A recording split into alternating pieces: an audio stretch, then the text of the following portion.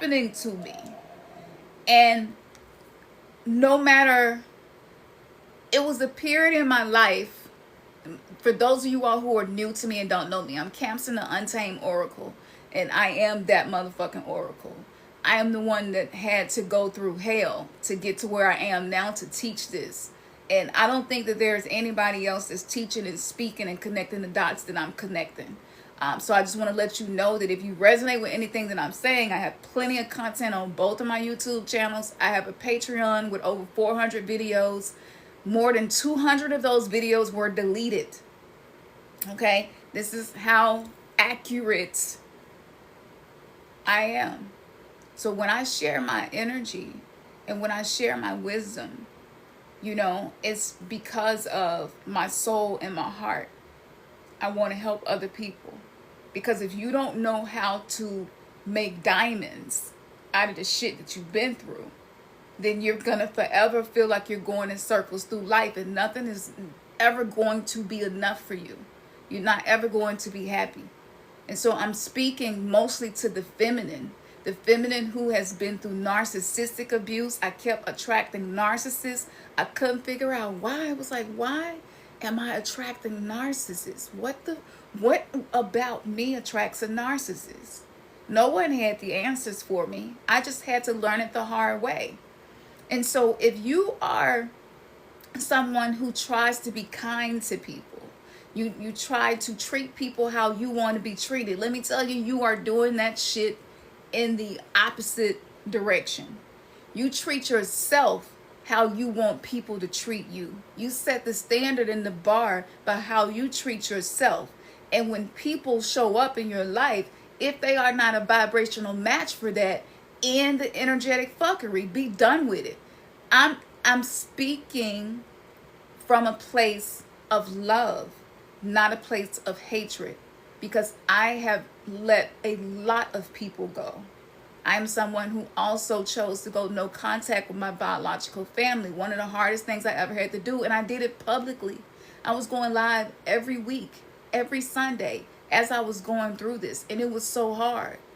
But it's one of the best decisions that I ever made, because I started realizing all of this abuse, all of this dysfunction, this shit is a generational curse. So a lot of us, especially if we came through any form of religion, we don't know.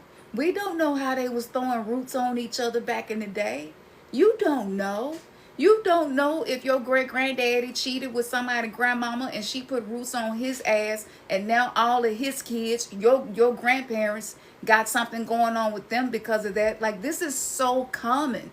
The shit that people don't like to talk about, the shit that's taboo, that's the shit that I'm here to talk about and tell the truth about. And that's what the fuck I do. And so algorithms don't be supporting me because I'm not going to candy coat the shit. I'm not going to try to make myself presentable, likable. I don't give a fuck who like me anymore. It took me so long to get to this place. And what got me to this place is what I'm teaching in my ebook. So what I had to do, I had to create a system for my own self to follow because I care too much. If you care too much, if you are empathic, intuitive, if you are the savior, the one that people call when they need help, you try to always be there, that's a motherfucking trauma bond. That is rooted in trauma. That is rooted in trauma. Do you hear me? I thought being nice and kind to people was the same thing, and it is not. Because if you are not giving that same level of compassion, love, protection, and boundaries to yourself, you're actually putting yourself in a position to forever be a narcissistic supply for other people who don't know how to create their own light. And it's no shame in that. Because a lot of us, we don't know what make us happy. We forgot what make us feel passionate. A lot of us have no idea what lights us up. Because we never had the opportunity. When you live in survival mode, that is your last concern, is what lights me up. But what lights you up is what anchors your soul. That's what anchors the divine light inside of you to connect you to your higher I divine self. And I got lost in the responsibility. I got lost in it's nothing that I would not do for people. So men were like sharks around me. And I was someone who a lot of men like did a lot of things to be with. And when a man would get me, he wouldn't want to let me go. Even if he knew that he was not a vibrational match for me. So I went through a lot of energetic manipulation. And men will use sex, they will use money, they will use their connections to keep you, to keep a woman, a woman who is intelligent, she's kind, but she got unhealed trauma. Yeah, you the one that they're gonna be wanting to hold on to, even if they got a whole batch of other women. And so I wanted to know not just the family systems and the generational curses, but what is happening with men. Where is this coming from? They not all raised in the same household. And I was meeting men from many different backgrounds, and I was seeing this similarity in all of them. And so there is this very vampiric quality in a lot of men who have been heavily programmed by the patriarchy. They see women as a source of stress relief. They see women as someone who will help him to become the man that he is supposed to be. Because behind every great man, there is a woman. Who here have heard that? And what happened was the culture creators, that's a thing. Culture doesn't happen by coincidence. It is socially engineered. Okay? Tavistock Institute, we were studied. They specifically studied the Negro to figure out how to get the Negro under control. Okay? So this is not coincidence. Now, I went deep into this for years. So if you're new to me and you're going through an awakening, like binge watch my videos, because straight untamed, unplugged. And so what happened was men became energy takers, but their biology, their chemistry is set up for them to be energy givers. Women are receivers of energy. So anytime a woman is having to give to a man more than what he's giving to her, she is positioning herself to be in a destiny swap with that man. And that man is going to, 9 times out of 10, he has plenty of narcissistic qualities. He's going to see her as a source of supply. Now, this is not all men, but it's definitely a large amount of them because of the patriarchy, because of the corporation, because of the business world. This world is a man's world. James Brown was telling the truth. This world was recreated for men to thrive. So when women try to be a good woman, right?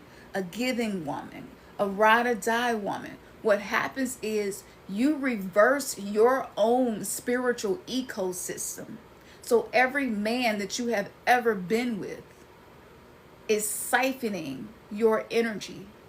He has energetic cords. Some people call them soul ties connected to you. And it hooks into your chakras, which are your energy centers. And over time, your body will start to speak to you and let you know that something is off. This is why you will think about this man and he will pop up. This is why this man will pop up in your dreams. If this has ever happened to you, if you try to be done with somebody and they don't want to let you go, it's because your energy is delicious to them. In movies, we see vampires feeding on blood. It's not about blood. It's about the energy. And if your energy is yummy, your energy feels good. It feels, if he has mother wounds and he wasn't loved by his mother the way that he needed to be, 9 times out of 10, you're mothering men. You're trying to love him, but you're mothering him. You're caretaking him. You're trying to help him. This is why I tell women, don't help men. Don't be giving them your money. Like, especially if y'all dating, don't do that. There is absolutely no reason. The world has been set up for him to succeed and for you to be drained of your life force energy. This is why 1 in 4 women will die of the big C. Not my statistics, from my research. This is why so many women have autoimmune diseases. This is why we're tired. We're beyond tired. We're burnt out. Our nervous system is done.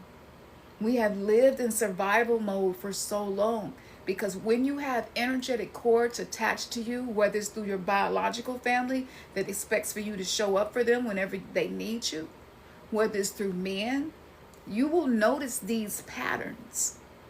And if you have ever noticed these patterns, I need you to know that we're being called to call our energy back. It's not about being nice. It's about how are you treating yourself. So I didn't know how to clear this energy. I studied hoodoo. I studied every spiritual system that I could get my hands on. The list goes on and on and on. For those who know me, they know, because I shared everything that I was learning throughout the process. And it was changing some things for me, but it wasn't enough. It wasn't going deep enough. And I said, this is deeper. This is much deeper than what I see. This is a system. This is a system that's been put in place to siphon women. And this system goes all the way back to the story of the Garden of Eden. And first, let me say this. The Garden of Eden is not necessarily a place in the world, or only a place in the world. The Garden of Eden is actually when the masculine and feminine is balanced. So you could hold the vibrational frequency of the Garden of Eden. Eden had everything that was needed to thrive, right? And so this is actually the parasympathetic nervous system.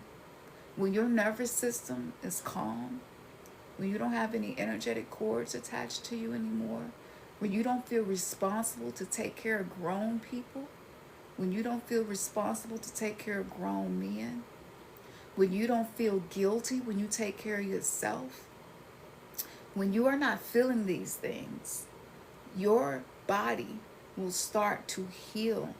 Your body will start to change its frequency, and it will open doors for you. It will invite things into your life that you've been trying to do. Vision boards, affirmations, meditations, sound healing, plant medicine, herbal medicine, acupuncture, biofrequency healing. I have done all of that and some. I have spent the last 12 years of my life figuring out what is this and what is wrong. Why are women in my family dying from these same illnesses over and over again? This is not aging. This is something else. Something is wrong. So when you look at hip hop, right? Present day hip hop, we were being subconsciously programmed with frequencies to give our energy away and not expect anything in return. Because that's what a good woman do. A good woman go have her man back. You're all I need to get by. That's fucking codependency. No man should ever feel like you're all he needs to get by. That's codependency.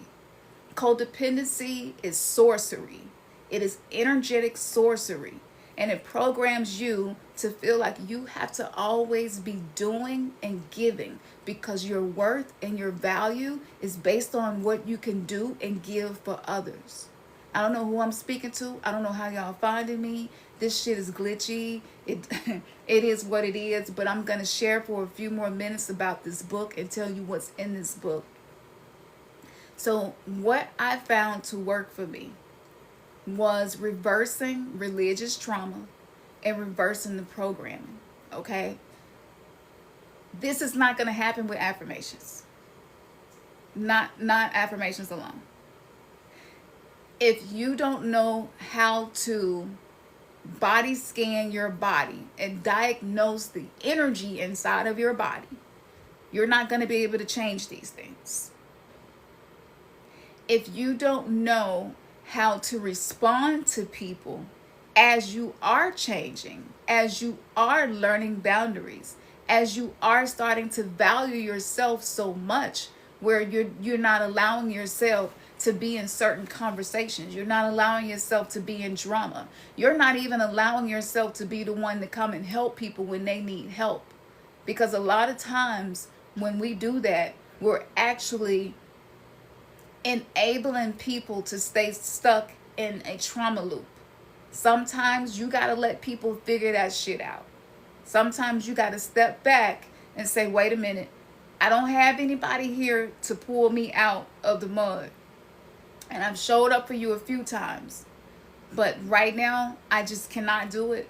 And I'm taking a step back, and I trust that you're going to be able to work this out. And I trust that you don't need me, because this is the irony of it all. When you think of religion, you would think that religion is a cure for this. I tried it for 25 years. Religion was not a cure. It actually was a part of the trauma. So religious trauma is something that goes very deep. Think about this. Think about the story of Adam and Eve. We'll start with the first story. Eve did what? She got the fruit, okay? And she shared the fruit. And these are metaphorical stories, okay? Not actual stories. She shared something she discovered with Adam. And Adam obviously enjoyed it, okay, because he ate it up. And by the time God came and found out about it, they had fig leaves covering their phallus and yoni. Why? If this story was just about them eating fruit, why would they cover only that part of their body? Why didn't they cover their mouth? Why? I started to ask questions. I wanted to know what this tree symbolized. I wanted to know, what is the tree of knowledge of good and evil? And I learned it's the tree of life and the tree of death, which is the Klepoth. I wanted to know why this tree was such a big deal in this story. And as I began to study and do the research, I started to understand what happened with that story by itself. The best way to program a mass amount of people at one time is with a story. This is what movies do. This is what music do. And so when they got discovered, so you know that it was something sensual going on with this story, okay? Because of where the fig leaves were. Now, I would trip you out if I told you that everything in our world is based off of sexual polarity. Everything. Everything in the simulation, everything in this world is based around seeds and fruits. Okay? That's egg and semen. Everything. The phallus and the yoni. From the Washington Monument sitting in our Capitol, which is a phallus, to the dome over top of the White House, which is the womb space, to the Ankh, all the way back to ancient Egypt.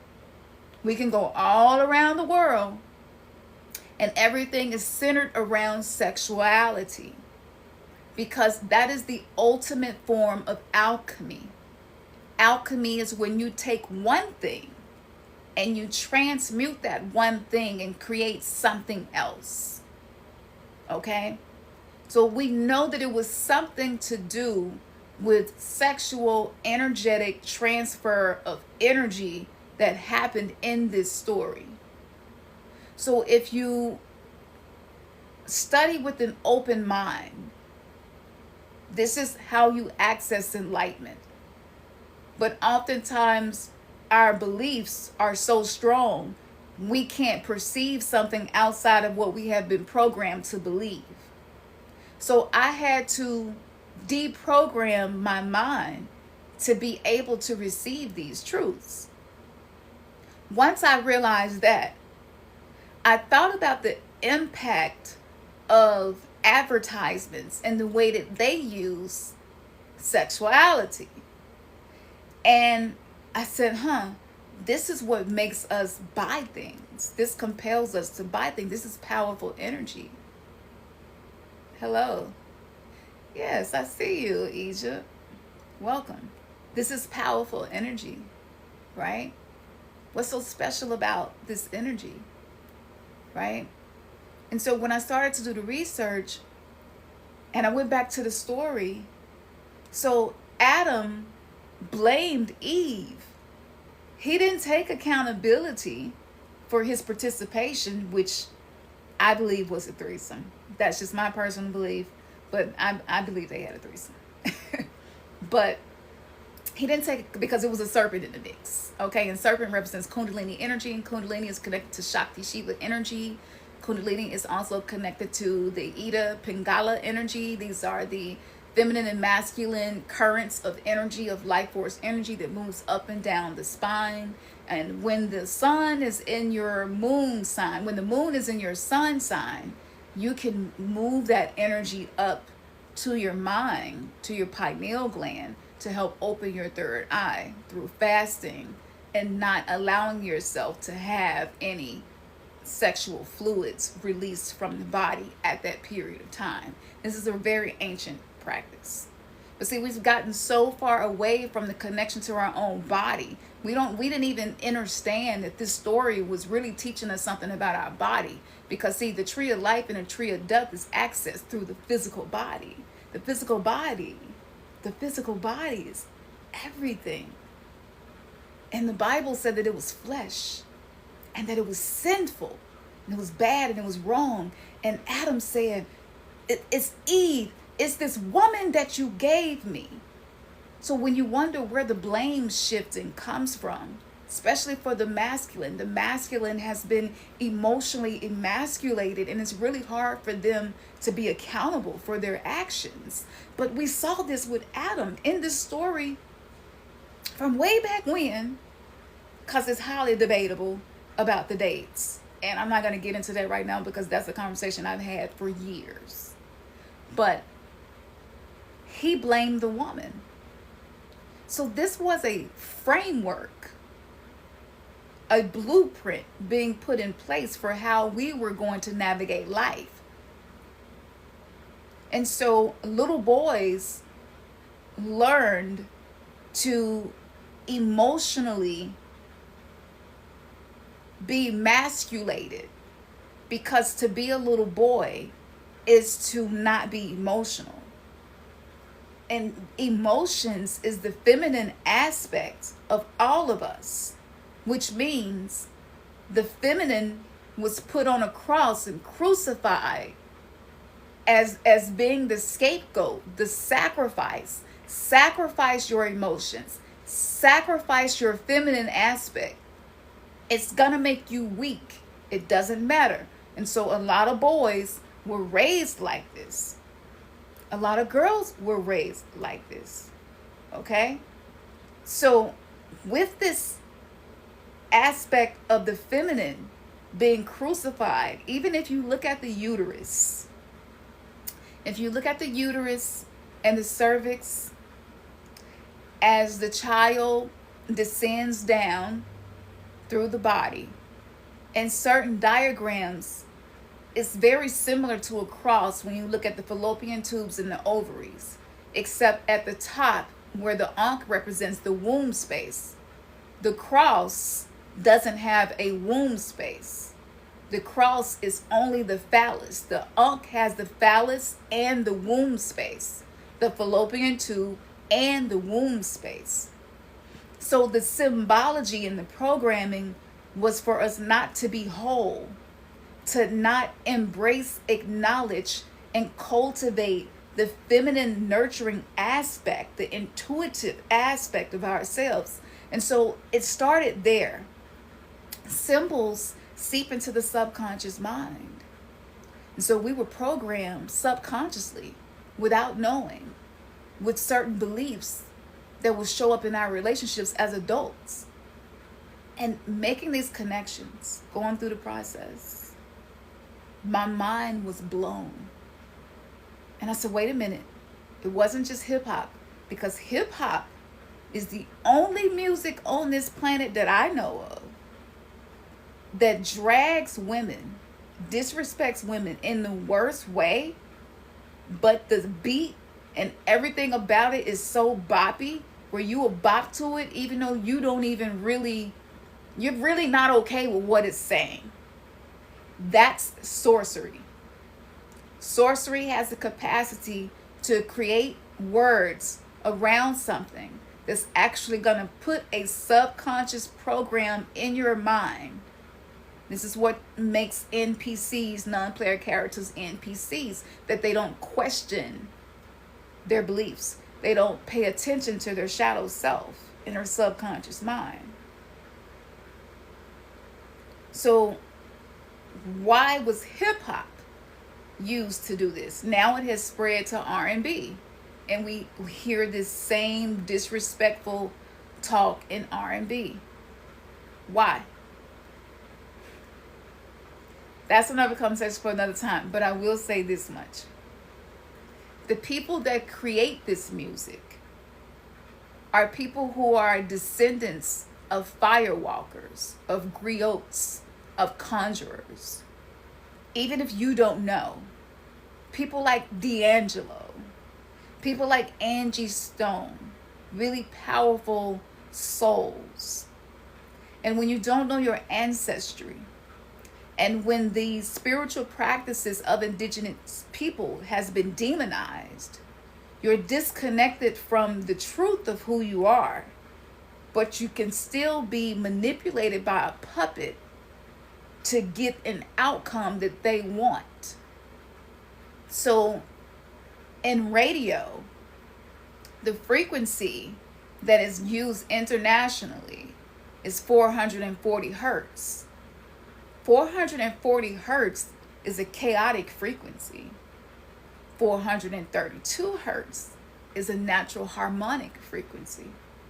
Why isn't our music in 432 hertz? Why is it a recommendation? You can't even get your music on the radio unless it's 440 hertz, because it creates discord. And there is a whole group of entities that feed on fear, despair, shame, pain, guilt, grief, anger, hate. And so this system of the 3D Matrix prison planet was put in place to keep us trapped in these lower vibrational frequencies, y'all. And so when you don't know who you are, when you have been not able to have boundaries as a child, a lot of us couldn't close our doors. We grew up in homes where you were not allowed to close your doors. That's being taught to not have boundaries. So it was happening at home in subliminal ways. It was happening subconsciously. It was being used with frequencies.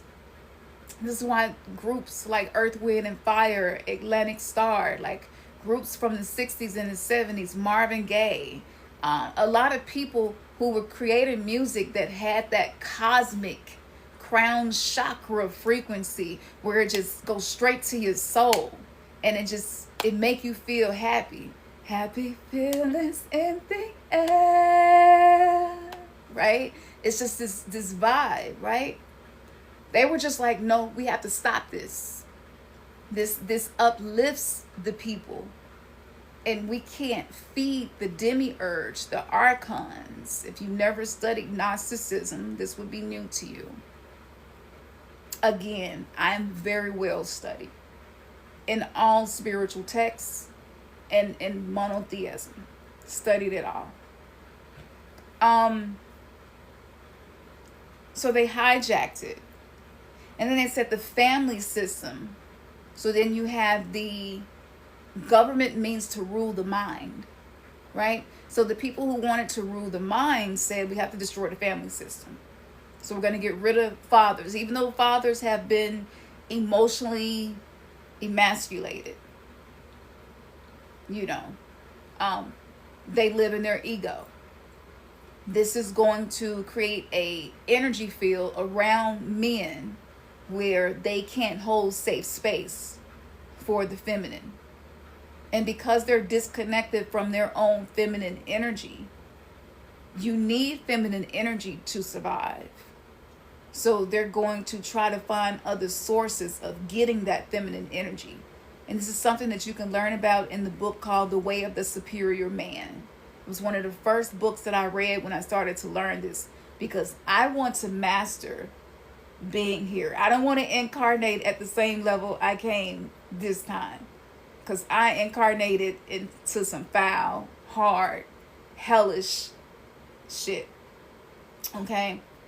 So in order for men to get that feminine energy, that nourishment, right?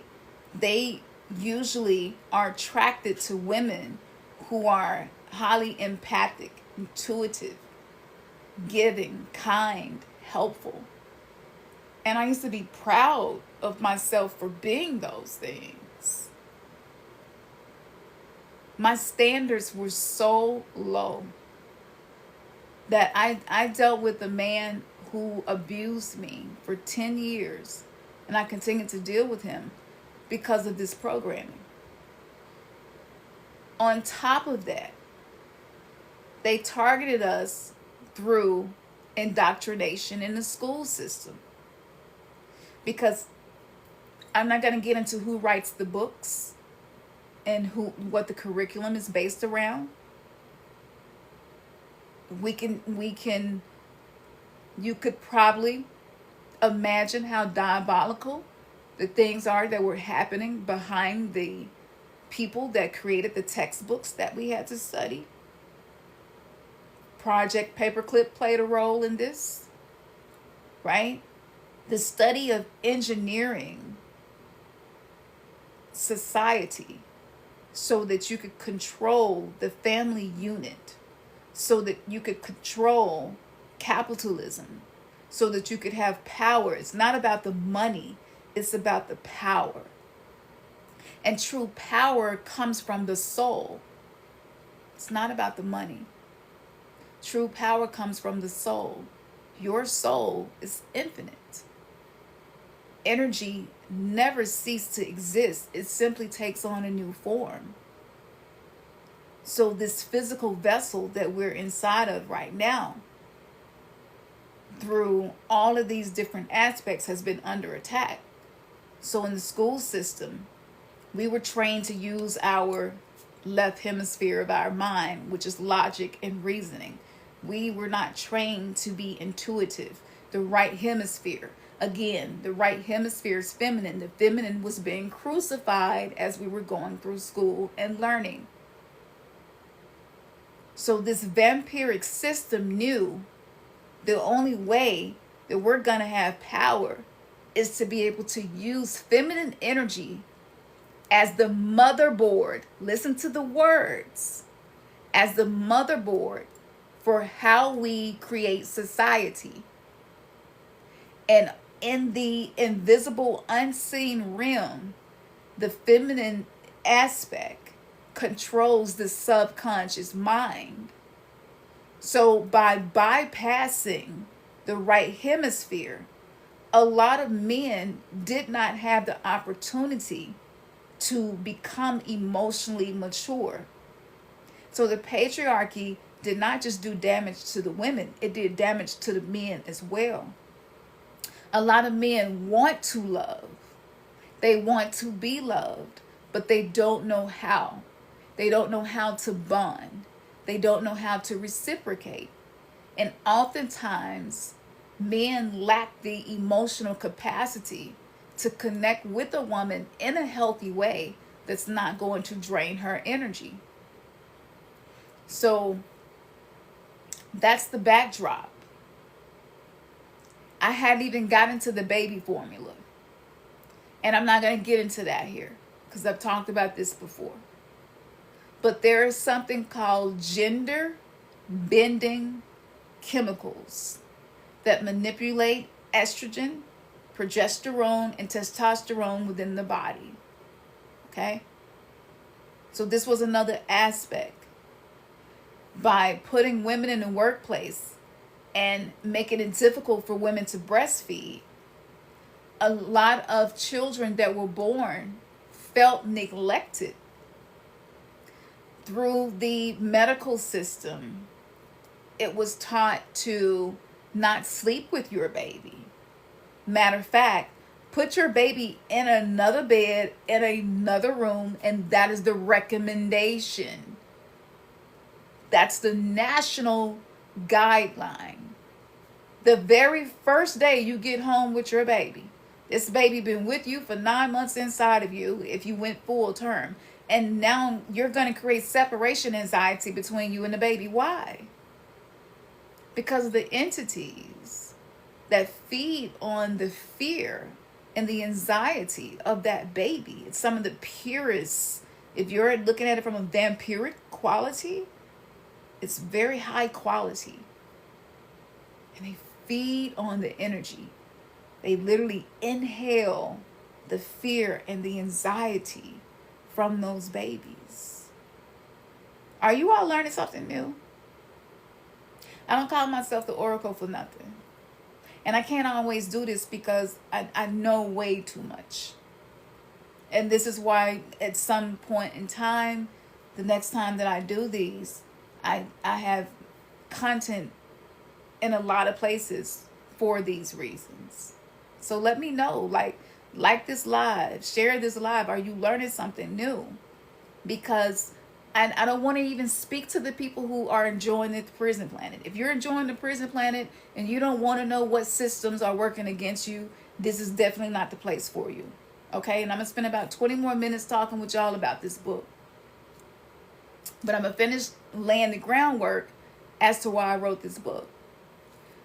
So now that I've given you that element, we discussed food, we discussed government ruling over the mind, we discussed frequency and music, we discussed the family structure, we discussed religion, we discussed what else? That's 5 things already. And it's so many other things.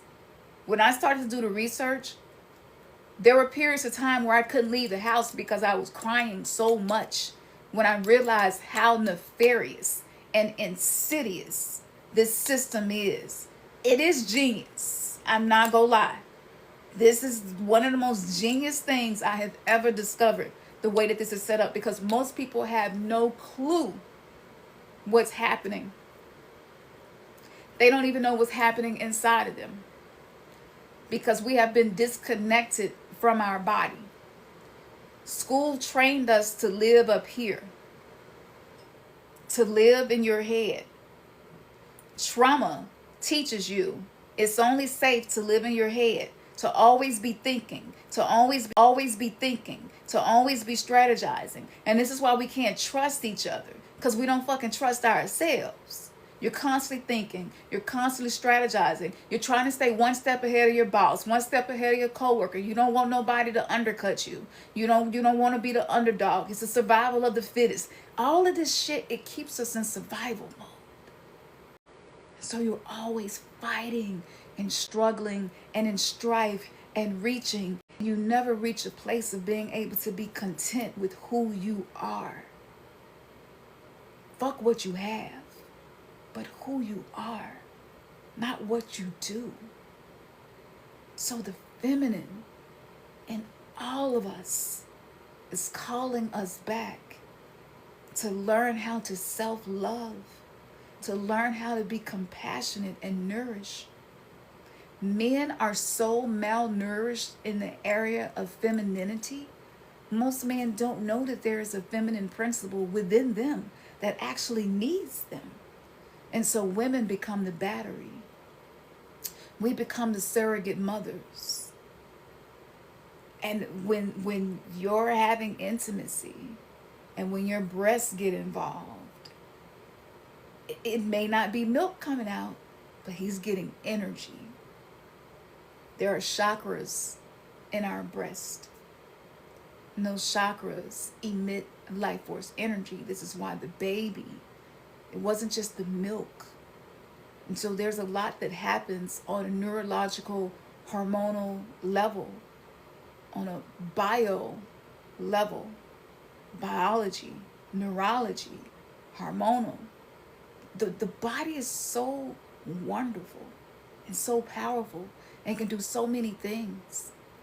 So I started to learn about the feminine body, and I was amazed.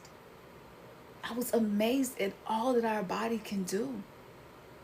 But why are so many of us sick? Why are so many of us having chronic pain? Why are so many of us having chronic fatigue? Why do so many women, most married women over the age of 40, are unhappy? They don't feel like they're being emotionally met. And it's because men have never been taught how to bond. They have never been taught how to meet. They know how to bond with each other better than they do with their counterpart. This is not a coincidence.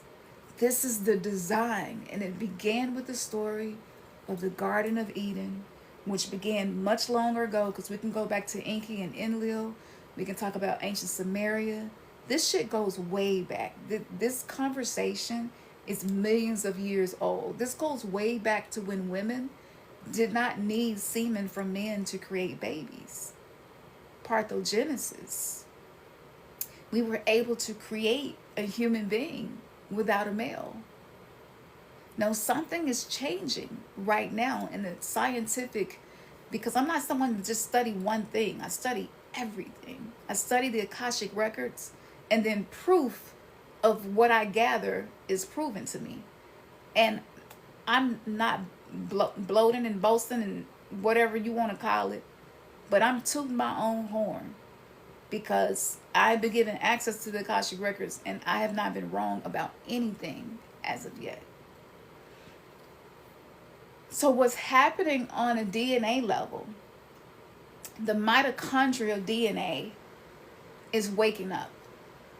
And as it wakes up, the men who pay attention to the feminine, the men who learn that, you know what, I have used the feminine to fill voids inside of myself.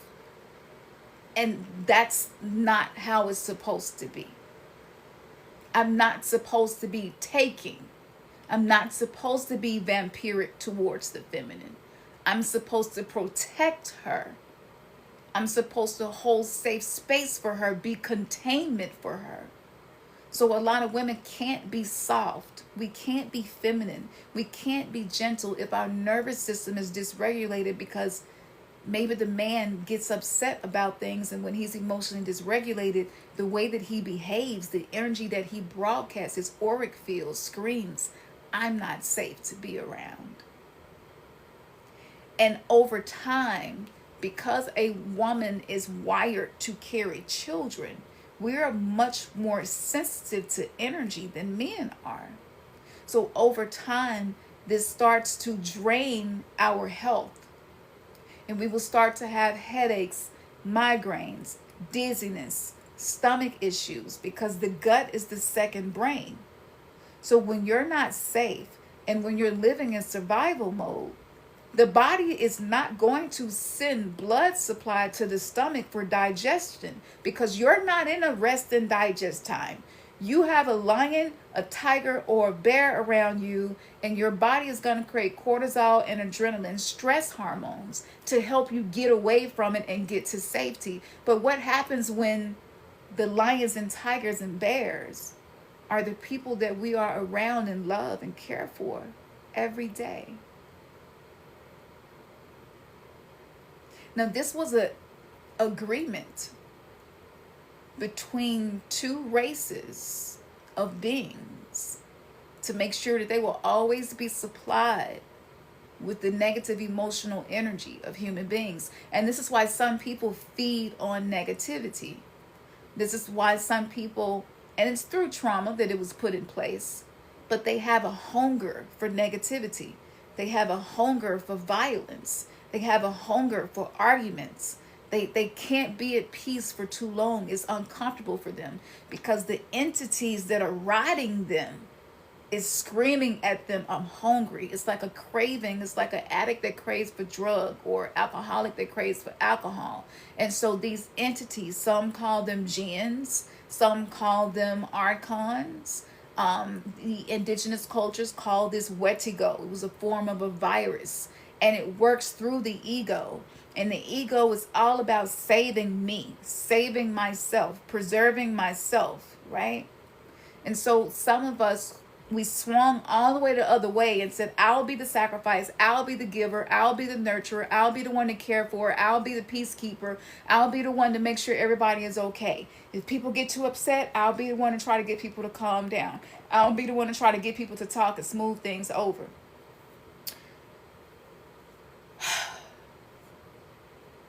I have lost women very dear to me with illnesses that was created by this fuckery.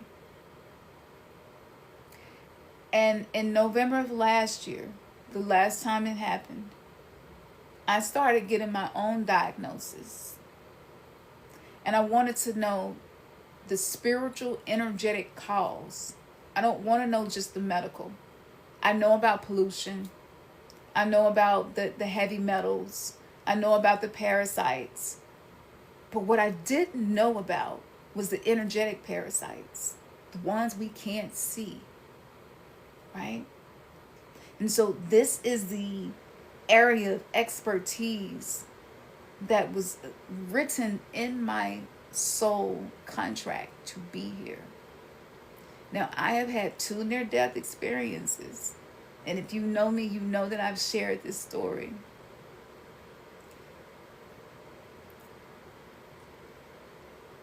I'm so grateful for the abuse. I'm so grateful for the negligence on every level. Religious trauma, check. Okay. I don't know what be going on in these so-called houses of gods, but it is a lot of perversion that goes on in these houses. And you're not allowed to talk about it, or you're the bad person. And if it happens to be the pastor who's doing it, you're definitely not allowed to tell anybody about it, because now you're dragging the man of God. This programming is so strong in us that so many survivors of abuse never speak up. And this leads to a shorter lifespan, because dis-ease is the state of someone who has been disconnected from source. That's the true creator. We are the microcosm of the macrocosm, which means inside of you is the essence of God, goddess. I don't leave one out. It's not about whether God is a man or woman. It's the divine energy, the divine spark. When the sperm enters an egg, you can see a burst of light as that happens, just like the Big Bang that created the universes. That same divine spark created us. We are the same component of stars. What is that telling you? That means that you are divinity in human flesh. So when I went through my near-death experience, I had to meet death face to face many times. And it is so easy when you meet death. It is so easy to give up. Because in that moment, you realize how much you have suffered and how much suffering is in this world. To die is easy. To live is a challenge. And I told death I wasn't ready. I wasn't ready. No, you can't come and collect because I'm not ready. There are other things that I'm here to do. And so I was having organ failure, went into surgery, I flatlined, I left my body, I'm hovering up over top of my body, I'm looking down, I'm like, oh my gosh, this girl is done. They need to hurry up. This girl is done. This girl go die. Not knowing it's me, thinking I'm watching something happening to somebody else. And I was like, wait a minute, wait a minute, wait a minute. And as they're moving and running around the room, I realized it was me. And so I went into what seemed like the sun. And it kind of just wrapped itself around me. And my ancestors were standing there as if they knew I was coming. It's because there's a link between us. Even if you know contact with your biological family, when you get ready to cross over, there's a link between you and people you're connected to through DNA. That's definitive. Because they knew that I was coming. Before I even actually flatlined, they were already waiting for me. And I was so happy to see them. And I was happy to see those that had left and not see them the way that I saw them as they were dying, but to see them healthy. And this when I realized that ancestors is a real thing. That wasn't real to me because I came through religion, and religion taught me that you let the dead bury the dead, and once people is dead, that's it. Because anything other than that is some type of spirit trying to trick you. And that's not always the case. There are some people that truly loved you so much that even after they left their physical body and their energy no longer had that physical form, they will watch over you. They will come and check in over you. And so I experienced that myself. So my beliefs aren't because I heard something on Instagram or YouTube or TikTok or whatever. It's from personal experience.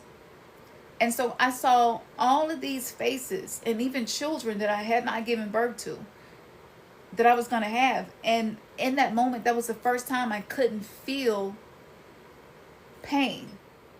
All of the memories, the bad memories, were completely wiped out of my mind.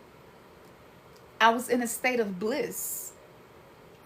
My spirit did not want to go back into my body because I knew the amount of suffering that I had already been through, and I didn't want to go back into my body. So I was in a struggle. And what convinced me to come back to earth was seeing all the faces of people that I was going to make things make sense, touch, and inspire. And it was just like a million faces flashed before me. And I felt overwhelmed with emotion. And all communication in this space was telepathic. And so I was told that your life has been very, very difficult because you have a message to teach. And you're going to inspire other people. And in their difficult times, you will be able to offer wisdom that cannot be attained by going to school, getting a certification, a PhD. You're not going to get it that way. Right? And so that made the pain make sense. The pain had purpose. The pain had power packed in it. And I said, but show me how to. I don't know what to do with the pain. And I don't know how to teach other people what to do. Right? And so the agreement was that I would learn. It was only a few years later that I started having dreams where I was being taken out to the edge of earth. And there was a really, really old man and woman teaching me about the secrets of the universe. I had no idea who Nikola Tesla was back in 2006. Right after my near-death experience, something shifted and changed and unlocked in me. And all of a sudden, I had access to knowledge about any and every question that I asked. And it's still like that today. And that sounds exciting, but it's hard. So I learned about the spheres in the universe.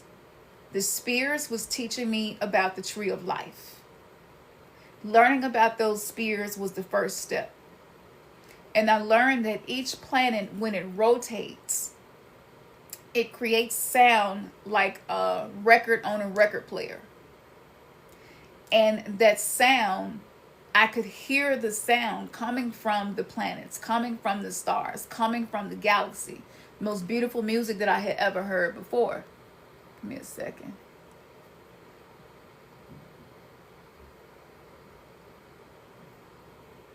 Okay.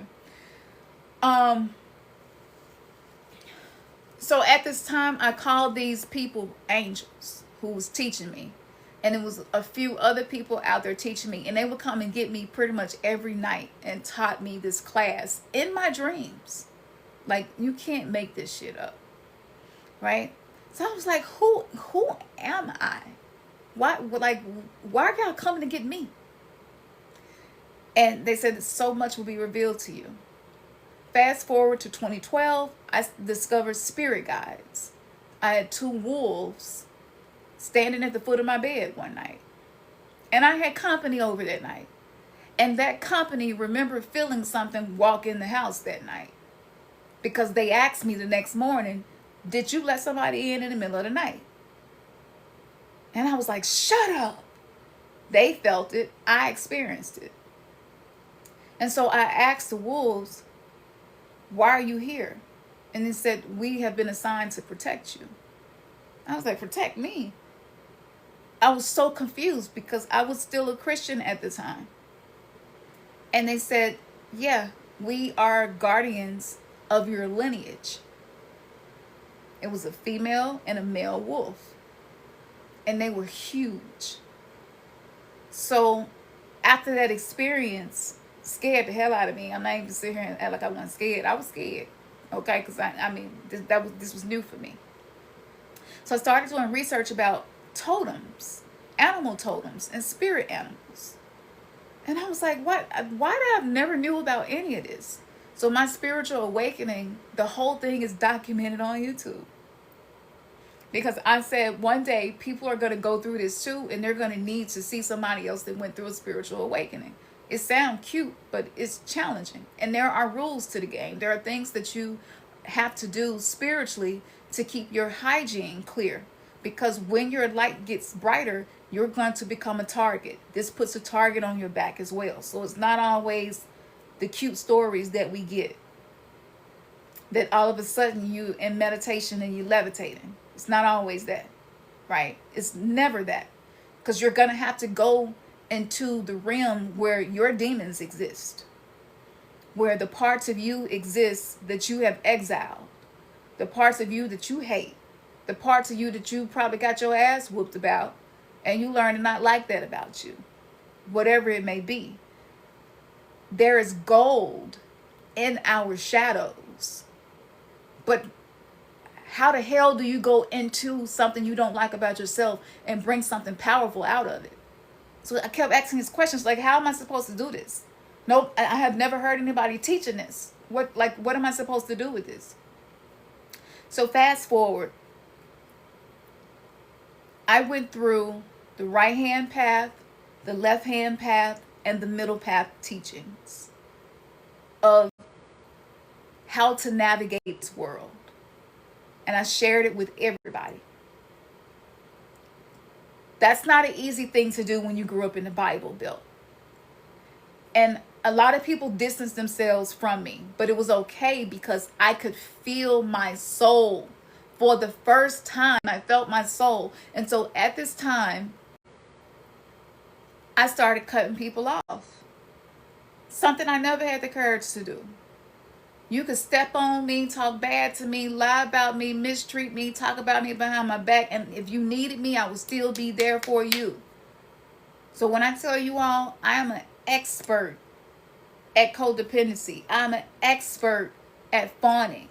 When you live in survival mode, you're going to do one of 4 things: fight, flight, freeze, or fawn. Most women are stuck in freeze and fawn. Most men fight and flight. They're either high conflictual or conflict avoidant, right? And so these things create issues. And so my goal is to teach this information, and this information is not anything you will find anywhere else. Let me tell you that, because I looked for it and I couldn't find it, and because I couldn't find it, I created it. So The Dark Goddess Guide to End Energetic Fuckery. I'm going to read just a little bit of this so you'll see where I'm coming from. Now, y'all let me know if you know anybody else who's teaching this. First of all, this is not a self-help guide. This is a rebellion. For the woman who is done being the family empath, the over-agreeable friend, and the good girl whose comfort is the price for everyone else's peace, this is your field guide for moving from a state of hyper-vigilant fawning to unshakable embodied sovereignty. If you're tired, I'm going to give you 20 tips for better communication that only teach you to be a more... I'm not going to give you 20 tips that only teach you to be a more effective prisoner. Because everything that I was finding was teaching me how to be implicit in my own imprisonment. And if you ever are confused by why people treat you the way that you do, it is because you have become complicit in your own imprisonment. It is the way that you speak. It is the energy that emanates from you. It is the times that you say yes when it's really a no for you. Not knowing how to enforce your boundaries. Everybody not going to respect your boundaries. Can you be done with people who cross your boundaries? And boundaries is not something that comes from a place of hatred. It comes from a place of love. I need to protect me so that I can protect you, because I'm a spiritual divine being. And the way that people treat me is amplified when it comes back to them. So I'm actually protecting other people when I'm protecting myself. And by learning that one thing, I felt more comfortable with boundaries. So in this guide, I'm going to teach you how to decode your body's oracle. Your body is an oracle. What do I mean when I say that? This means that your body has ancestral intelligence embedded, downloaded in the mitochondrial DNA, and it actually creates the aura around you. This is the morphogenic field. This is what you broadcast, what people feel when they're in your presence, what people feel when they think of you. Aura farming, that's a real thing. This is the life force siphoning systems that I've been talking about. So when you learn how to stop pathologizing your pain and start listening to the prophecy that it is teaching you, my body is how I pick up on prophecies. And you can start to be more in your body. Because if you went through school, and I know you did, and I already explained it. If you went through religion, monotheistic, and I know you probably did, I already explained it. If you came through a womb of a woman who experienced trauma, 9 times out of 10 you did, I've already explained it. All of these things keep us living in our head. And if you're living in your head, what is attaching itself to your body? Because you're leaving yourself wide open for entity attachments to attach to your body. You could just walk through Walmart and come home with entities attached to you. This energy that's not even yours. It's not even yours. And so you can't tell your emotions from other people's emotions. Because you, like me, probably are a spiritually gifted individual. Most of us 70s and 80s babies, like we was on something else. They didn't have the Gateway Project for no reason. They knew we was coming down here. This is why they studied the tree of life. This is why they studied the tree of death. Because it teaches the simulation, the projection of souls. It teaches the timing of the astrology. It teaches the ages. It teaches what types of souls are going to come to planet Earth for what reason. They knew why we were coming here. We came here and they started calling us indigo children. They started calling us star seeds. It was something unique and different about us. They came and got me out of class all the time and would do all these tests on me all the time at school. My whole life I've been trying to figure out, who am I and why am I here? What is my purpose? At some point, I'm not even interested in none of that other shit. I need to know me. I need to know God is to know thyself. I don't want to study books outside of me. I want to learn how to know me, to know myself. A lot of us don't know ourselves. We have not been raised in a country. This country is founded upon the principles of the demiurge. So when you live in your head, you overthink, you overanalyze things, and you become suspicious of peace. You feel like something bad is going to happen after something good happens because your nervous system is stuck in survival mode, and it thinks that anytime something good happens, that means something bad is going to happen after that. And because your nervous system is trained to feel that way, 9 times out of 10, that's what you're going to attract. This is your ego trying to create safety for yourself, and it's a genius plan, but it expires. We're adults now. It's time for us to put those coping mechanisms to the side. Feeling chronic fatigue spiritually, that's soul siphoning depletion of your life force energy. You're leaking life force energy. Leaking, meaning that bubble around you, your aura, it's got holes poked in it. There are certain things that we experience, and you feel vulnerable all of a sudden. You feel exposed. You don't feel okay around certain people, certain conversations. This time of the year, holidays, you really get to feel it. When you get in the room with that certain uncle you ain't been around in a long time, you be like, I don't know. I'm just feeling away. Pay attention to that. Your body is an oracle. Tightness in the jaws and the hips. The hips are the vaults. These aren't just legs and hips and joints and ligaments and bones. We've been lied to about our anatomy. Our anatomy has been hid by occult knowledge, and I studied it for years. So I teach you how to do somatic exorcisms so that you can start evicting this stagnant energy created by trauma bonding, family dysfunction, and all the things that I went through previously. I also teach you a 60-second vagus nerve reset. Your vagus nerve, it runs all the way down from here, all the way down, and it controls everything from your nervous system to your digestive system. If you ever had an anxiety attack, that was vagus nerve dysfunction. I teach you a 60-second ear massage that you can do to help regulate yourself, because nervous system regulation is protection. When your nervous system is more regulated, you will not attract people who will take advantage of you. You will not attract people who are going to abuse you. And if you do, because of this guidebook, what's in here, if you do this and apply this every day and stay devoted to it, those people are going to become obsolete.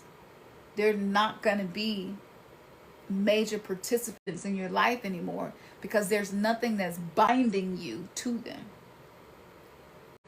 I teach you an alchemical practice to release these things from the body. If you tend to be a martyr, a self-sacrificer, a people pleaser, somebody who will walk on eggshells, somebody who don't want to rock the boat, somebody who avoids conflict, all of these things is because of trauma. Now, what's different about what I'm saying? Because you can find plenty of videos on TikTok, YouTube, Instagram, and everywhere else about this stuff. Let me tell you what's different. What's different is that I channeled the dark goddesses. So I work with them one by one, year after year after year. I studied Lilith. I studied Sekhmet. I studied Hecate. I studied Durga. I studied Kali Ma. I studied Mahamaya. I studied Lakshmi. The list goes on and on. And as I was studying them, I was seeing these commonalities. And no matter what indigenous culture talked about certain goddesses, there was these commonalities. And one of those commonalities is like Lilith. Lilith was Adam's first wife, right? And Lilith basically refused to let Adam control her. She knew that she was sovereign. She knew that by her birthright, she had the right to make decisions for herself. And she was exiled for speaking up. And of course, the story is connected to sex as usual. And Lilith did not want to do what Adam was wanting to do. So around her was written that she was a demon, a demoness. The same is true for Ishtar. The same is true for every other goddess. They've all been demonized. The only ones that were not demonized was Mother Mary. And that's a whole other story, because I could take a picture of Mother Mary, turn it upside down, and you will see a yoni. The labia and all. Okay? But all of this symbology, it's usually centered around sexuality. Sex magic. Okay? So Lilith taught me how to create boundaries and how to cut cords. How to burn soul contracts. That led me to Sekhmet. Sekhmet is the Neteru from ancient Egypt, ancient Kemet. And Sekhmet energy was created from the energy of the sun god Ra. And she basically came to bring justice. So at the time, I was choosing to go no contact with people. And people were not really liking me going no contact with them. And so I felt a lot of pressure to go back to being that nice doormat version of me that say yes to any and everything. And I didn't know how to relieve that pressure. I couldn't sleep at night. I mean, it was bad. I couldn't eat. And I was getting sicker and sicker and sicker. And Sekhmet said, honey, do you not know what justice is? Do you not know how to uphold justice for yourself? You allow people to mistreat you. And it turns into resentment, and then it turns into disease. This is why you can't eat. This is why your stomach is always hurting. This is why you have headaches. She taught me so much. And for those of you who might already know me, you know when this first happened to me, it was when Black Panther came out. I had never dreamed about a Black Panther ever in my life. I had never heard of Sekhmet. Like, none of this stuff came from me doing Google searches and reading books and trying to figure out who this was. They were coming to me in my dreams. And so I started writing everything down that they were teaching me. And I started using it and applying it. And people started to back off. People started to stop messaging me, stop calling me, stop texting me, stop trying to get me to do this and that. Exes stop trying to reach out. There is a field of energy around me now where people know this is not somebody that I should walk over. This is not somebody that I should use. This is not somebody that I should siphon energy from and mistreat. I have never felt this safe ever in my life. As an empath, I had no clue how to protect my energy. And my energy feels so good to people. People don't want to let me go. People will become possessive and controlling. So I teach you the priestess protocols in this book to work through the anxiety, the exhaustion. I teach you how to work with them because, again, I didn't know. So in the book, I have the signs of walking on eggshells. I'm just going to read a few before I get ready to end this live. But here are some signs just so you can identify if this is you. But constantly monitoring your behavior. Feeling the need to practice your conversations. Rethinking your conversations with people. Thinking to yourself what I should have said or what I shouldn't have said. Feeling the need to adjust your actions or words to avoid upsetting people. Sign number 2. Avoiding certain topics. Steering clear of discussions that may trigger a negative reaction. You can feel when you're doing this. Even if you feel like somebody mistreating you and you're afraid to speak up, that means that you don't know how to hold justice for your own self. This is why we have a justice system. Because there was a period where we didn't need this. We went to the elders. We went to the medicine women. We went to the shamans, and they helped us. This is when we were in tribes. We didn't need a justice system. And what book does the justice system use? The same book that slavery used. That is a very effective book in how to create a slave.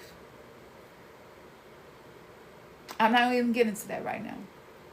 Number 3, overthinking your responses, analyzing what to say and how to say it ahead of time to prevent conflict. Have you ever did that?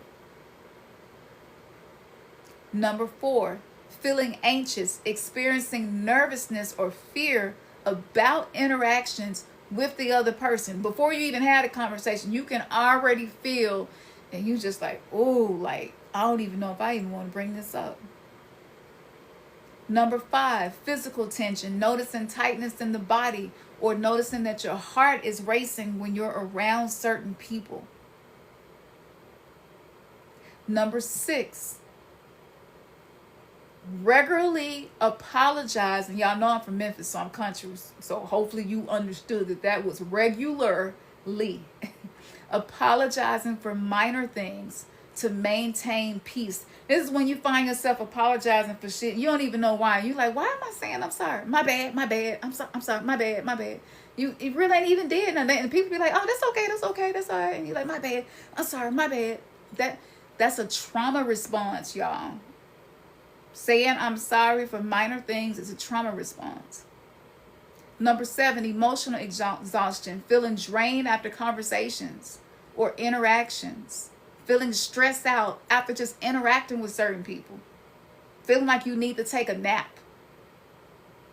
Have y'all ever felt that way? Number 8, suppressing feelings, hiding your true emotions so that you can avoid confrontation or disappointment. You don't want to disappoint people. So you hide how you feel. You just push it down. Number 9, not being able to express one's true thoughts or feelings freely. A lot of us don't feel like we can do that. A lot of us didn't grow up in homes where we felt like we could do that. So did at some point when you become an adult, you was like, oh, okay, I'm out my home, I'm safe now, and I'm free to be my authentic self? Hell no. No. You're going to keep following the subconscious programming. The reason why I work with dark goddesses is because they rule over the region of the subconscious mind.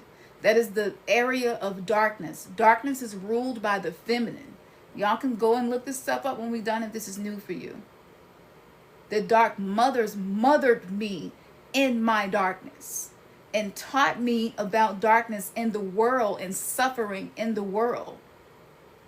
This was so amazing to me, and it made so much sense because I was like, well, who nurtures us when we're in the womb and we're in darkness? And it was like, it is the feminine energy. And I was like, this makes so much sense. If I'm not reprogramming my subconscious mind, I'm not going to ever be my authentic self. And my authentic self to some people look like a witch. That means that I can walk in the kitchen and just start grabbing herbs and putting shit together, and I know exactly what's going to heal me.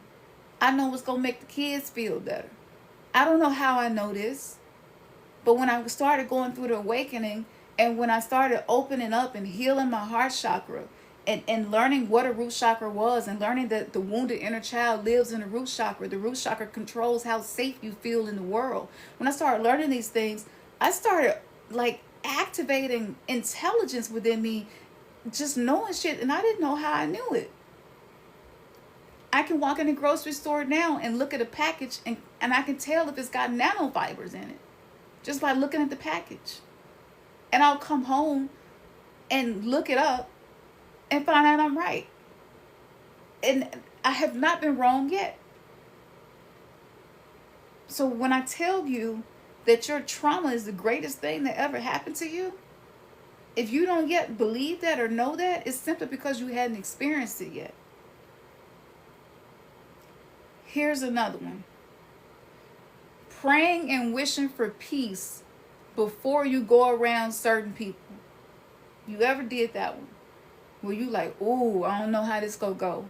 It could be a funeral, a wedding, a get-together, a potluck at your job, whatever. You already trying to get your mind ready to go around these folks. This was another big one. Always being on high alert. Constantly anticipating problems, conflicts, and the needs of others. When I tell you women are so good at this, we could have 5 kids and a man, and at all times we know who hungry, who about to be hungry, who need a bath, who need to do this, who ain't did that, who forgot this. And we so good at it. But if you ask us what we need, we don't have no idea. Because women have been trained to be hyper vigilant. As long as a woman is in survival mode, her head is on a swivel, hypervigilance, that's what this is called, being on high alert. That means that you are energetically tethered to everybody in your life that has connected to your auric field, which means all of these people can pull energy from you, even without trying. You got to know how to cut that off so that you can sleep, so that you can rest, so that you can focus, so that you can get rid of the brain fog, so that you can be at ease. Here's another one. Prioritizing the needs of others over your own. When I tell you this was such an issue, self-care felt like a burden to me. But if somebody else needed me to do something, it didn't matter how bad I was feeling, how tired I was going to get it done. But sometimes I can't even get up and brush my damn teeth. I'll sit here and be like, okay, I need to go brush my teeth. And 2 hours and went by and I still ain't did it. Because my body is in freeze. I'm in survival mode. I literally cannot move. It's like, please, nobody, don't ask me to do anything. I cannot move right now. And when you have children, it's hard to be present with your children when your nervous system is dysregulated like this. Physical ailments that are stress related, we talked about this. Feeling like you don't know who you are. You don't know who the real you is. You know who the version of you is at work. You know who the version of who you are around certain family members. You know the version of you when you, whatever gatherings you go to. But who are you really? Because we become emotional shapeshifters and we be whatever the environment called for us to be. Now that can be turned into a superpower. But until you have the protocols, it's just going to be something that's going to drain you and make you feel tired. Okay? So I went through 12 or 13 of those signs. That's in here. And then I go over the problem and I tell you what it's connected to in the body and what it means. What the prophecy is that's in that body part. So let me give you an example. An example of that would be chronic fatigue. That's a common thing. Burnout. The somatic meaning of this is a soul level depletion. This means that you are tired because you have been disconnected from your soul for too long. This is a deep, unshakable exhaustion that no amount of sleep ever fixes. I have had this for years and couldn't figure out what was going on. The prophecy of what your body is trying to tell you through the sleep issues is that your life force energy is leaking. I am giving more energy than I am receiving. That's what creates this soul level exhaustion. Giving more energy than you are receiving. And if you are a woman, we have all been trained to be experts at taking care of everybody else, but not taking care of ourselves. So I give you rituals. Rituals are routines that you do on repeat to create your reality. Simple things like gargling. This helps the throat chakra. This helps you to reconnect with your true voice. What is your true voice? How the fuck do you really feel? I like to cuss a lot. That's my true voice, right? But society has said that saying shit is a bad thing. Don't do it, right? But that's therapeutic for me.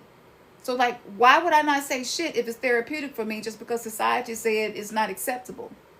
So I'm not being authentic.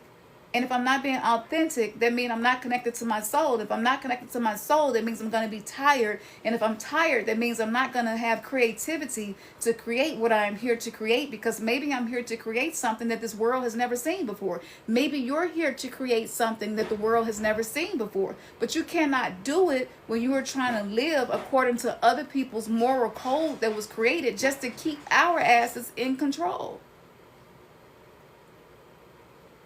In the second chapter, I go over how to cut energetic cords, working with Lilith. I teach you rituals. I teach you a posture. There are certain ways that you can stand that will let people know I'm not here to play. My energy is not to be played with. I'm kind. I'm empathic. I'm all of those things, but I'm not here to be played with.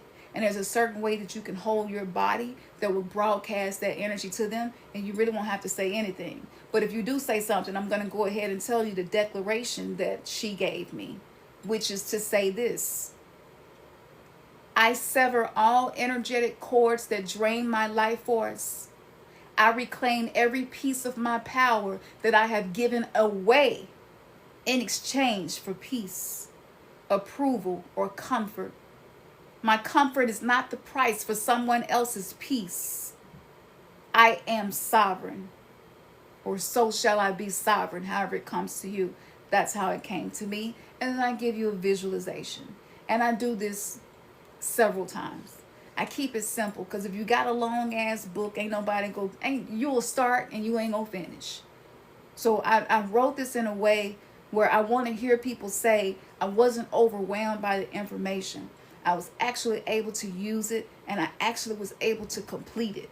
That was the goal for this. And not only did I do that, but when I started to change, people started to not like me. People were irritated by my presence. I wasn't even saying nothing. I wasn't doing nothing.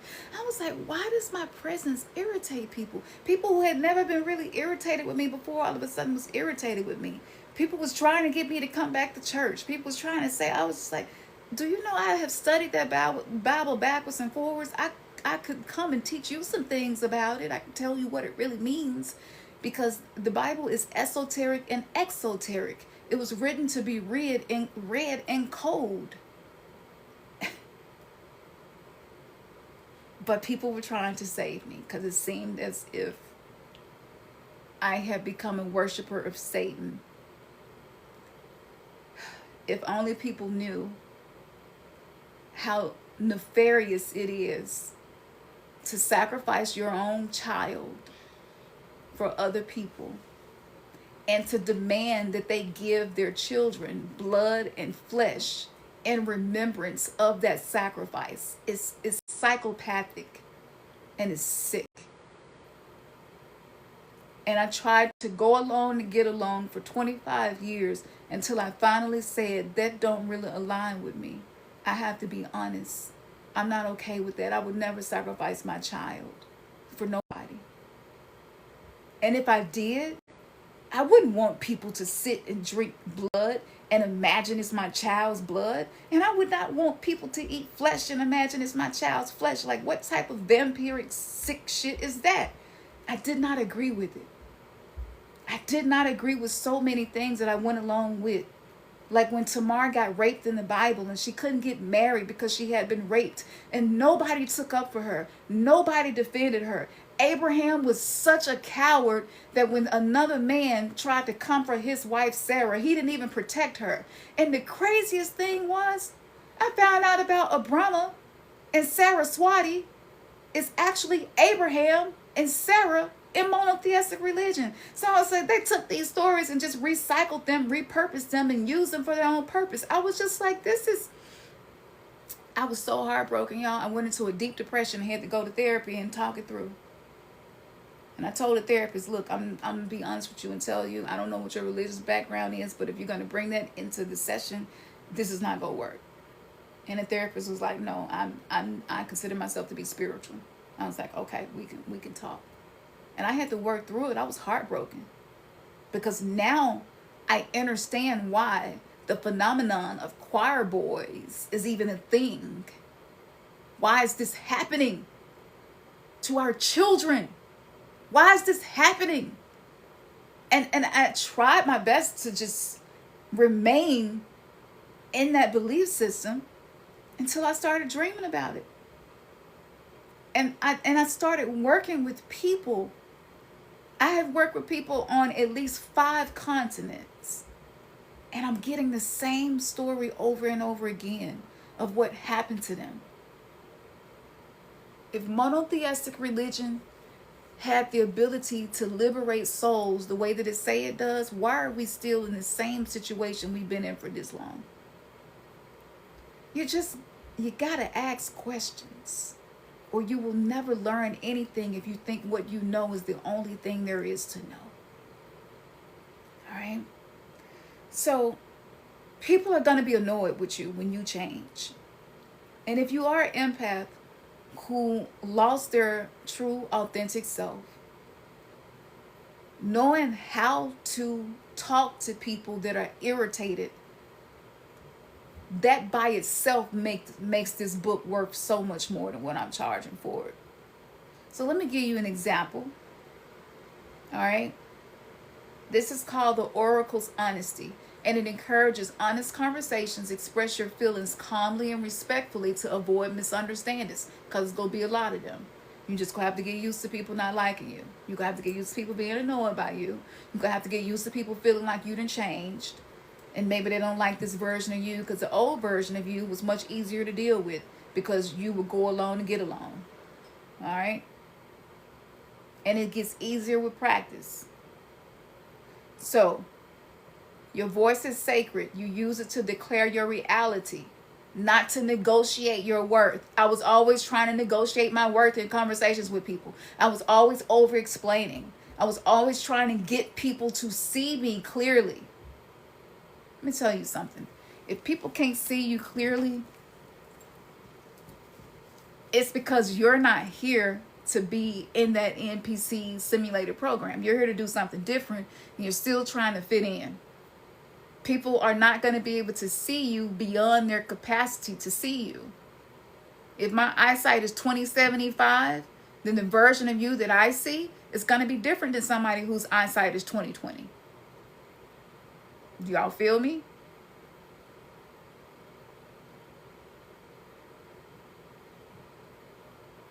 I appreciate those of you who have been liking the live, because I hope that you all recognize how rare these types of conversations are, and somebody who has spent actually the time, the money, and the energy to get to the root of human suffering and offers us some solutions. So thank y'all for that. Here's an example. Instead of saying, I'm sorry to bother you, because I'm sure y'all have said that. Sometimes you say, I'm sorry to bother you. Try this instead. I need to speak my truth about what happened. My reality is valid, and I'm no longer willing to silence it to keep the peace. This is an old way of being that can make me physically unwell if I hold this in. I trust that you want the best for me, and right now being honest is a priority. When you say that to somebody, unless you talking to the utmost asshole of assholes, a pure shitwad, they not gonna know what to say to that. That is a level of emotional intelligence where most people can't respond to that in a negative way. Because you're not leading with, I'm sorry to bother you. Because that's communicating your traumatic programming of feeling like you're always a bother to people or a burden to people, which is something I'm still working on. But that communication like that right there, it changes so much. Your relationships will either disappear or improve. You won't be stuck in that stagnant place of repeating those same traumatic relationship patterns with people. I just think that's really powerful all by itself. So after that, I give you more things that I learned from the Dark Goddesses. I give you tips on setting boundaries. And with each one of these, the cabbage is working on me. With each one of these, I also tell you when to have certain conversations. Nobody else told me this. I had no idea that divine timing was something you could actually learn to use. And it makes life so much easier. Okay? So I have a whole section about the best moon phases for sovereign conversations. This is when you know you need to have that talk, right? So I'm going to give you one of them today. And the reason why it's according to the moon, because the moon rules over emotions, but it also rules over the feminine principle. Okay? So during the waxing moon, right? This is a time for building, initiating, and planting seeds. You can look at this agriculturally, but agriculture is also reflected in our dynamics and relationships with each other. It's the seed, the soil, the tree, or the plant, and the fruit that it produces. That's why I led this whole live stream about the Garden of Eden. It's relevant. Okay? So this is the waxing moon. This is best for starting difficult but constructive conversations where you want growth and a positive outcome. The growing light of the moon supports your voice expanding into the space. It's ideal for stating new boundaries, proposing new relationship dynamics, or initiating collaborative solutions. The energy is building with you, not against you. Some of the goddess archetypes affiliated with this phase of the moon would be Isis, right? She is the builder, the weaver of new realities through clear intention and speech. She is the healer archetype of the divine feminine. And so if it's something you want to heal, you want to work on, even if this is for any relationship, but emotional relationships like romantic relationships with your children, you can use this. Now, let me give you one that I had to learn the hard way. Avoid the dark moon. I tell you all the other moon phases and what type of conversations is best for those too. But avoid the dark moon. That's 1 to 3 days before the new moon. This is a void energy. It's the space where silence is rewarded. This is when you're supposed to go within yourself. This is when you do some deep shadow work, some deep journaling. Now, the reason why this works because this is a time of deep introspection. It's a time where your energy may be low. So this could lead to potential confusion. Communication can be murky, misunderstood, or come from a place of shadow and fear. Your words may not land as intended, or you may lack the clarity to express yourself fully. So in the void time, when the moon is in this void phase, it's best to observe, journal, and feel, but do not launch important communications. Let the silence do its work. And from there, I go into specific moon signs for specific conversation outcomes. Okay? I don't know nobody else who's ever done this. And I have read a lot of books and listened to a lot of podcasts. And by connecting these dots, you literally can use this like your life manual. Look at it, read it, highlight the things that really stood out to you. Plan your conversations, plan your talks. This is going to help you to avoid unnecessary drama. Okay? And again, this was something that I had to learn through trial and error. And not only that, it's so much in this ebook. But not only that, but I also teach you, if somebody come towards you and they're already in this survival mode, fight or flight, anxious, fear-based, shame-based energy, I teach you how to disarm energy, how to neutralize other people's energy without having to stoop to their level. And this is something that I have mastered. Now, that's not one I'm working on. I mastered that one. So you can come at me whatever type of energy you want to, but you're not gonna leave the same. Now, we either go leave peacefully and silent, because I'm not gonna allow myself to be disrespected and mistreated. But I know how to speak to you in a tone and in a way that's gonna disarm you. Just like I know you care about me too. And so it's important that we have this conversation right now, because if I don't, it might make me sick. Now, if they respond with a response to that's cold, you're dealing with somebody who don't have the capacity to care for you. And so in that case, focusing on the somatic exorcism, clearing your energy field of their energy, cutting cords, focusing on your self-care, your dreams, your goals, your passion, tapping into your soul purpose, that's going to help you. Everybody is not in a situation where they can just pack up and leave. We're in an economy that is being destroyed right now because the new earth is being recreated and the old world is going away. Everybody not in a financial situation just pack up and leave. Some people in some relationships in some houses want to stay there because the benefits outweigh the negative patterns. I get that.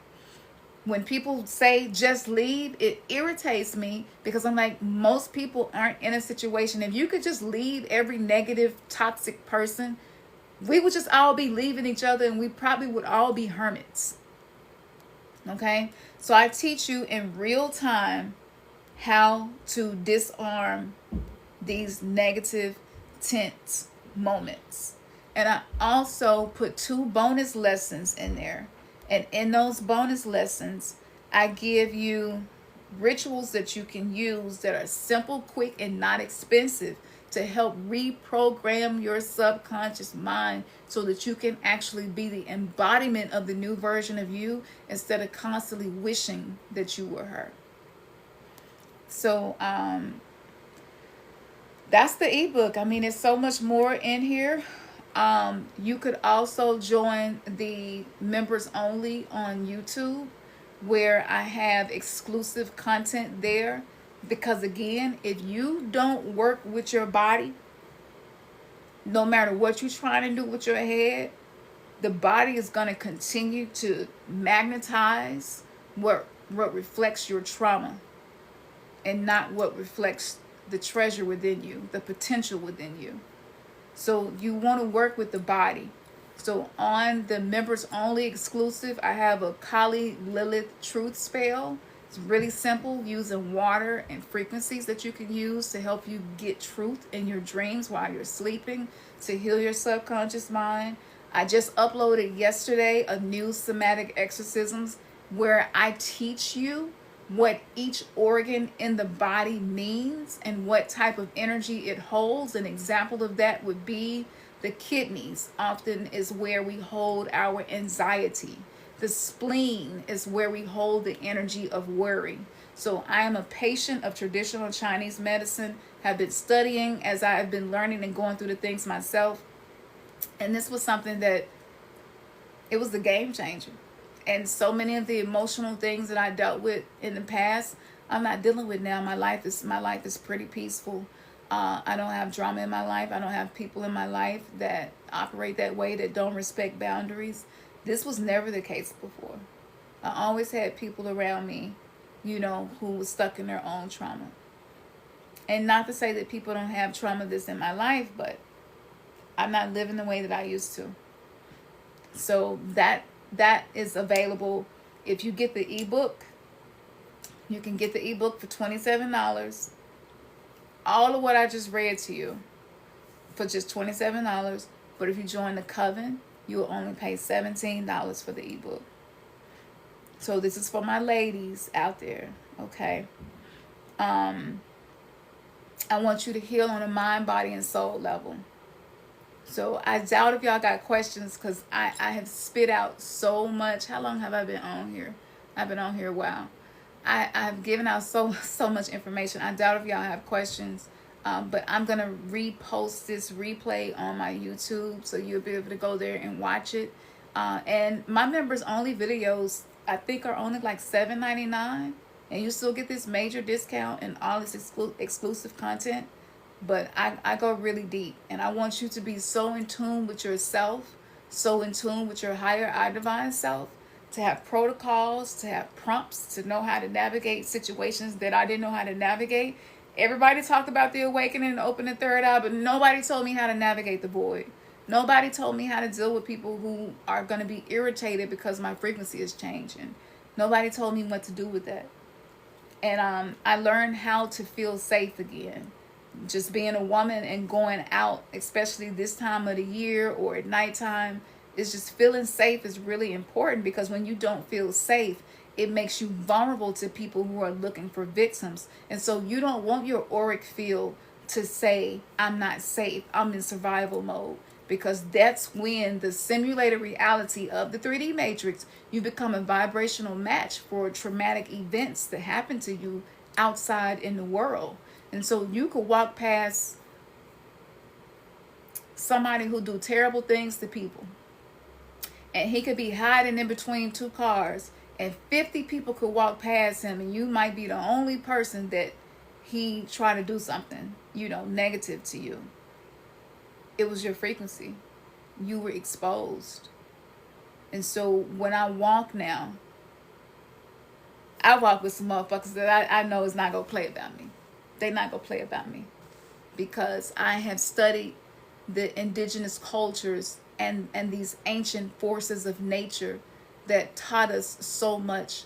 And when I tell you, all of the goddesses are in every element of our life right now.